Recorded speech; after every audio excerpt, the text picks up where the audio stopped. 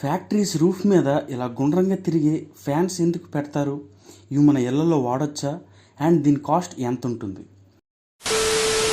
పెద్ద పెద్ద గొడౌన్స్ లేదా ఫ్యాక్టరీస్లో ఎక్కడైతే గాలి ఫ్రీగా లోనికి బయటికి వెళ్ళలేకపోతుందో అక్కడ వేడి తేమ రెండు పెరిగిపోతాయి.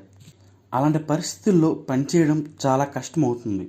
మామూలుగా ఇలాంటి వేడి మరియు తేమను చిమ్నీ లేదా ఎగ్జాస్ట్ ఫ్యాన్స్ ద్వారా బయటికి పంపుతారు. ఇలా చేయడం వల్ల కాస్ట్ అనేది పెరుగుతుంది.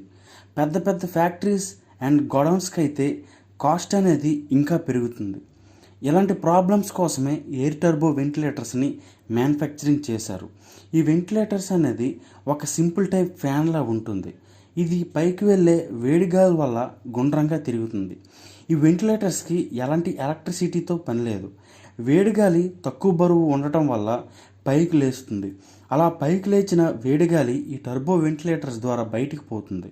ఈ టర్బో వెంటిలేటర్స్ సాధారణంగా 3,000 to 4,000 రూపీస్ ఉంటాయి. వీటిని ఇళ్లపై వాడరు, ఎందుకంటే ఇవి ఎక్కువ స్పేస్ని ఆక్యుపై చేస్తాయి. Check out our channel for more facts.